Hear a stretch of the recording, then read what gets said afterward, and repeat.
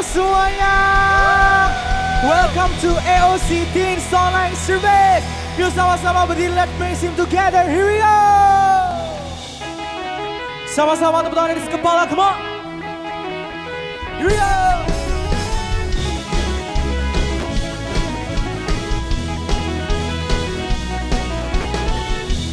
Dari hari ke hari tak pernah terbatalkan, berkat-Mu turun atas hidupku.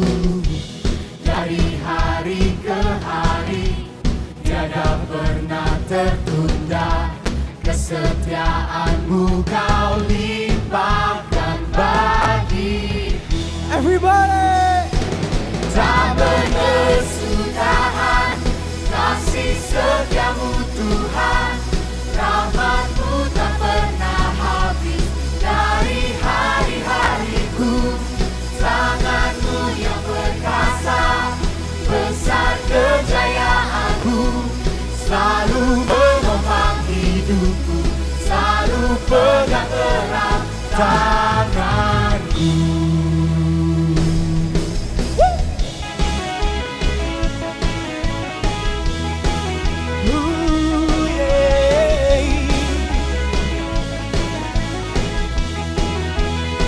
Sing it together. Dari hari ke hari tak pernah terbatalkan, berkat-Mu turun atas hidupku. Dari hari ke hari tiada pernah tertunda, kesetiaan-Mu Kau limpahkan bagi Everybody. tak berkesudahan kasih setia-Mu Tuhan, rahmat-Mu tak pernah habis dari hari-hariku. Tangan-Mu yang perkasa, besar kejayaan-Mu, selalu menopang hidupku, selalu pegang erat tanganku. Come on, clap your hands together. Here we go.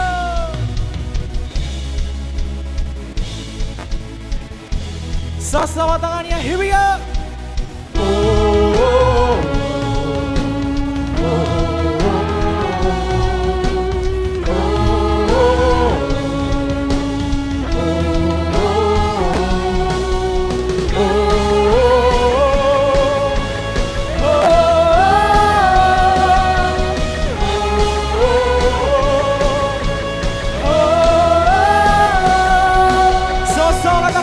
Tak berkesudahan Here we go.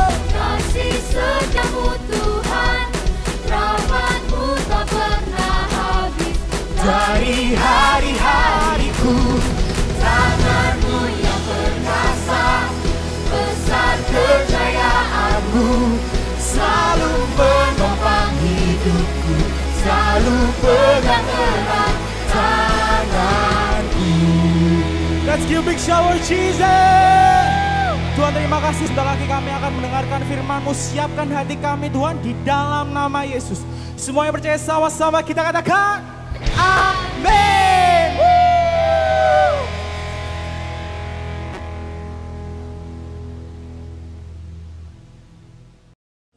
Halo guys, gimana kabar kalian? Semoga tetap baik-baik aja. Kalau kalian ngerasa nggak sehat atau nggak enak badan, segera pergi ke dokter supaya kalian terhindar dari virus ini.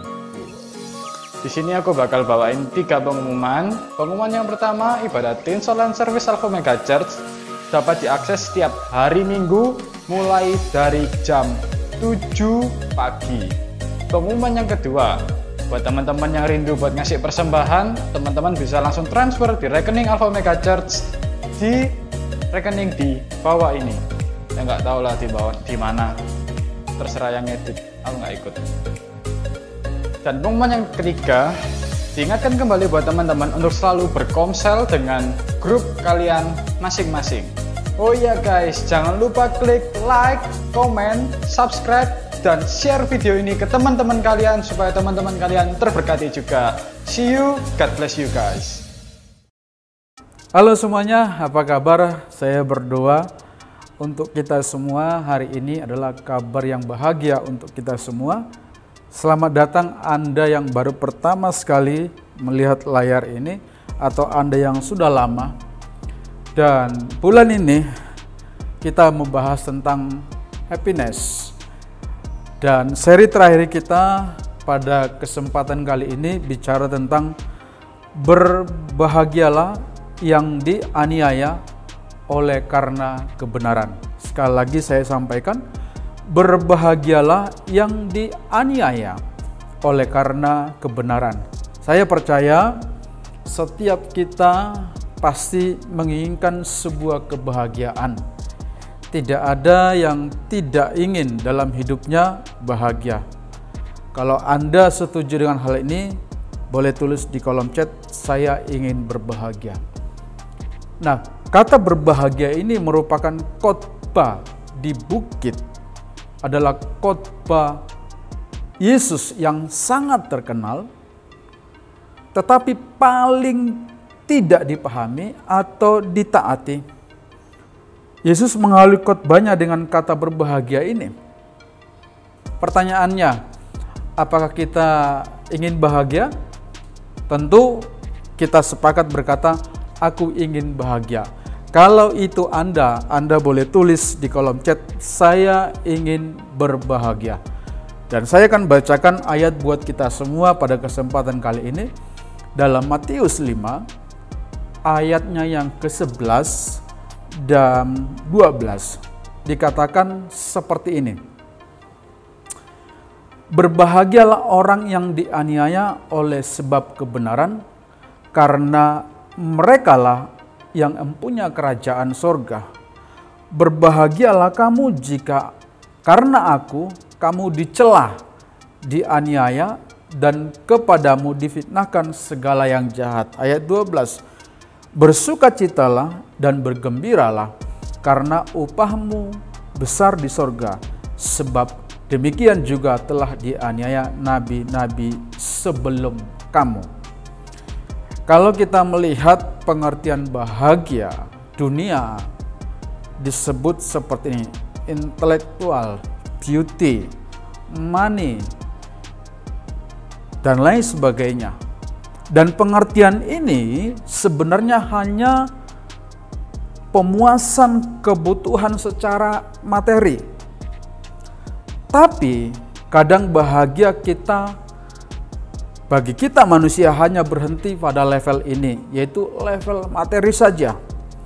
Sedangkan arti bahagia dalam Matius 5 ini bukan sekedar hanya level materi saja, tetapi pada waktu kita melakukan firman Tuhan, itu adalah kebahagiaan. Artinya, bukan yang dari luar masuk ke dalam, tetapi dari dalam keluar. Itulah arti kebahagiaan yang diterangkan dalam Matius ini. Berbahagialah karena menderita, dianiaya. Ini sama sekali bukan konsep dunia. Kita orang egois mikirnya menderita seharusnya dikasihani dong. Tetapi bukan semua penderitaan berbahagia. Di sini menderita adalah yang dimaksud karena kebenaran. Ya. Ayat 11, karena Yesus sama dengan kebenaran. Dan kebenaran itu disebut dikaiosune, yaitu melakukan sesuatu dengan kehendak Tuhan atau mentaati apa yang menjadi kehendak Tuhan. Jadi jelas bukan menderita karena melakukan kesalahan atau kejahatan kita sendiri. Jadi jelas ya teman-teman bahwa berbahagia di sini karena kita melakukan kebenaran, bukan menderita karena melakukan kesalahan atau kejahatan. Nah, yang pertama yang perlu kita renungkan bersama-sama, siapa orang yang menderita karena kebenaran? Orang yang sudah mengenal kebenaran atau sudah menerima kebenaran dan mau hidup bagi kebenaran itu. Itulah yang disebut dengan orang menderita karena kebenaran. Wang Mingtao berkata, "Aku tidak layak menderita demi Yesus Kristus. Tetapi jika Tuhan memberikan hak istimewa itu kepadaku," katanya, "aku akan menganggapnya sehingga suatu berkat yang besar." Artinya bahwa dia sangat mengerti perkataan bahagia Yesus. Orang yang berpikir secara daging versus secara rohani. Siapa kita ini jika kita diberikan hak istimewa menderita bagi Yesus? Siapa kita ini? Contohnya, orang tua mau menukar posisi sakit dengan anaknya. Itulah hak istimewa orang tua. Dengan demikian Martin Luther berkata bahwa gereja adalah kumpulan dari mereka yang dianiaya dan mati martir demi Injil. Malah jika kita menderita karena iman kita, jika kita tidak menderita karena iman kita, maka ada yang salah dengan iman kita. Kisah Para Rasul ayat 14, pasal 14 ayat 19 sampai 22 dikatakan, untuk masuk ke dalam kerajaan Tuhan kita harus mengalami banyak sengsara. Lebih lanjut dalam Lukas 13 ayat 24 bahwa pintu yang sesak itu artinya bahwa untuk masuk dalam kerajaan Tuhan itu, kerajaan Allah itu bukan sesuatu yang mudah. Kita harus hidup seperti iman kita, yaitu apa? Melakukan kehendak Bapa. Kadang-kadang melakukan kehendak Bapa itu sangat bertentangan dengan kedagingan kita. Tetapi firman Tuhan berkata, berbahagialah orang yang dianiaya, yang menderita karena kebenaran. Karena melakukan sebuah kebenaran itu sesuatu yang tidak mudah.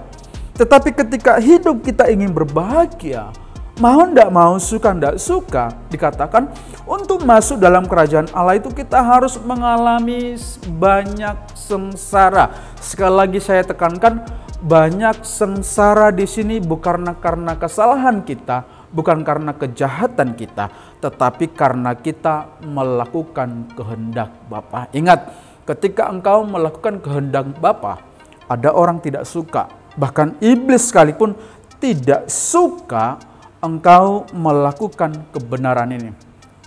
Maka dalam ayat yang lain, Rasul Paulus juga mengingatkan kita bahwa untuk menjadi seorang pengikut Kristus, bahwa kita dipanggil untuk menderita, yaitu sebuah panggilan untuk menderita bagi Injil Kristus.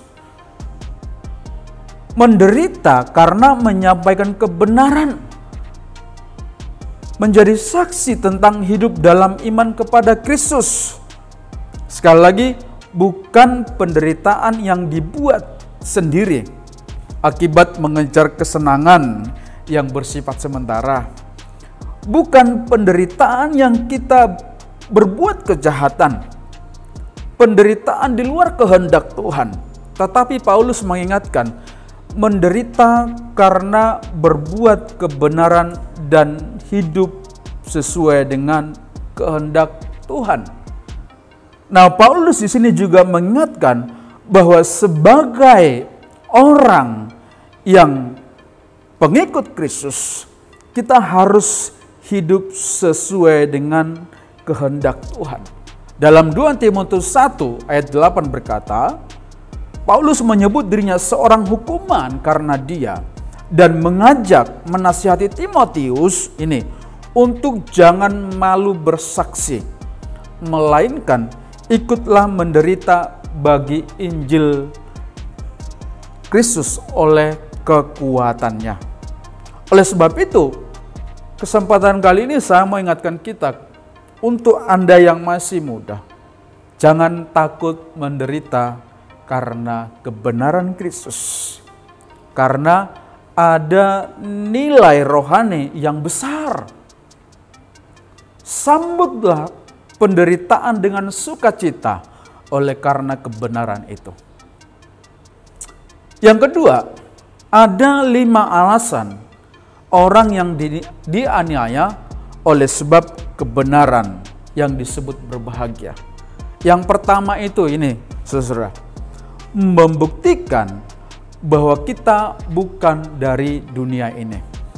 Dalam Yohanes 15 ayat 19 di sana dikatakan bahwa tandanya adalah hidup dalam kebenaran dan melakukan kebenaran. Ini alasan yang pertama yang perlu kita renungkan, bahwa tandanya lah hidup dalam kebenaran dan melakukan kebenaran itu. Apakah Anda sudah hidup dalam kebenaran Tuhan? Bukan hanya hidup, tentunya ada sesuatu perbuatan melakukan sebuah kebenaran dan menyenangkan hati Tuhan. Alasan yang kedua adalah memurnikan iman kita. Dalam 1 Petrus 1 ayat 6. Jikalau emas murni, tidak perlu takut api. Kenapa tidak perlu takut api?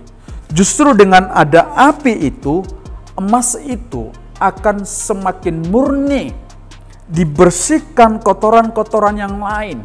Sama halnya kita, bahwa menjadi murni menjadi sesuatu yang besar dalam hidup. Ya, kita perlu menyingkirkan hal-hal yang bertentangan dengan kehendak Tuhan, supaya benar-benar kita menikmati kebahagiaan itu. Dan alasan yang ketiga adalah, barang siapa yang menderita telah berhenti berbuat dosa. Artinya dalam 1 Petrus 4 ayat 1 dikatakan, sakit, kebangkrutan, dan penderitaan lainnya seringkali adalah berkat yang dipakai Tuhan agar kita berhenti berbuat dosa dan bertobat. Bukan berarti Tuhan sengaja engkau menderita, bukan. Tetapi Tuhan izinkan, ya, Tuhan izinkan dan Tuhan pakai, ya, agar kita berhenti dari berbuat dosa.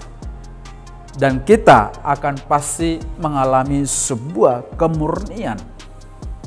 Ketika engkau mengalami sesuatu yang mungkin kedagingan kita merasa sakit, ingat, bukan berarti Tuhan merencanakan sesuatu yang jahat terhadap kamu.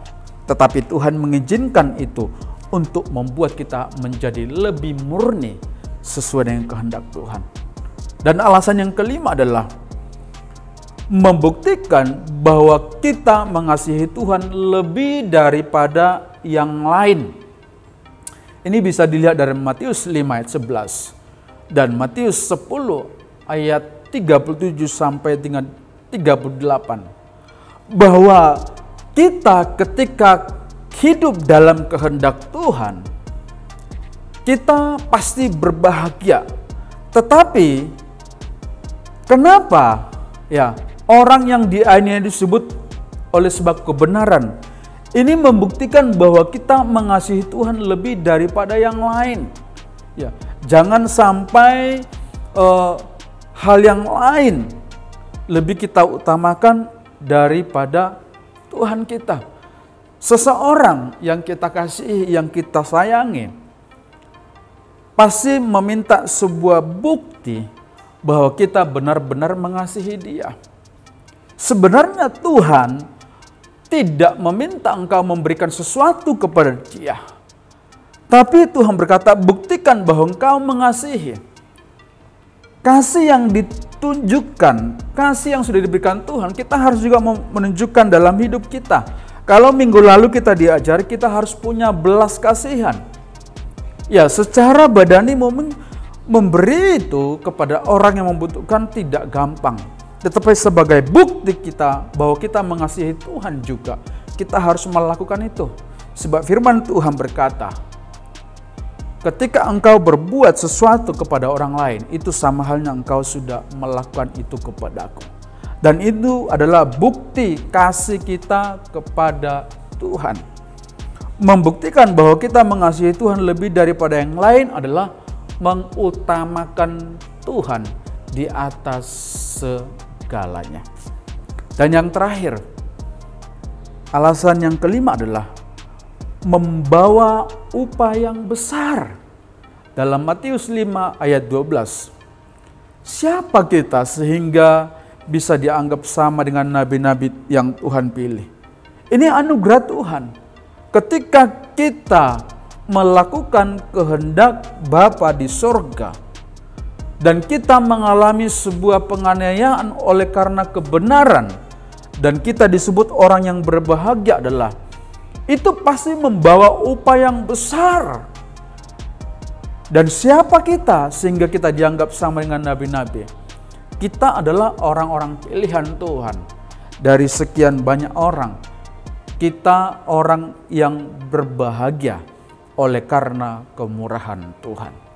Maka kesempatan kali ini saya mengingatkan kita semua, berbahagialah yang dianiaya oleh karena kebenaran, bukan karena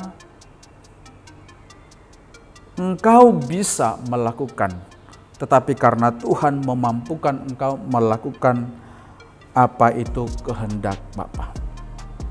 Jangan sampai engkau menderita karena kesalahan kejahatan yang engkau buat, tetapi ketika engkau melakukan kebenaran kehendak Tuhan, tetapi kamu mengalami sebuah penganiayaan, mengalami sebuah fitnahan,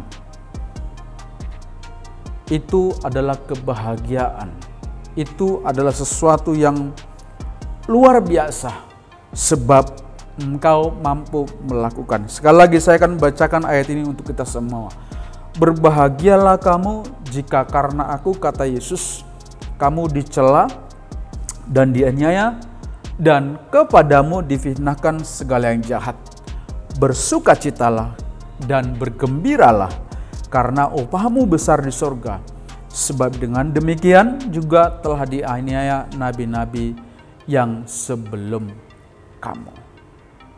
Berbahagialah Anda yang mendengar, merenungkan, terlebih semua kita melakukan kehendak Bapa di sorga. Maka kebahagiaan yang sejati kita akan menemukan di dalam nama Tuhan Yesus. Tuhan Yesus memberkati kita semua. Mari kita berdoa. Tuhan Yesus, kami bersyukur untuk kesempatan kali ini. Kami adalah orang-orang yang berbahagia sebab Tuhan senantiasa melakukan yang terbaik dalam hidup kami.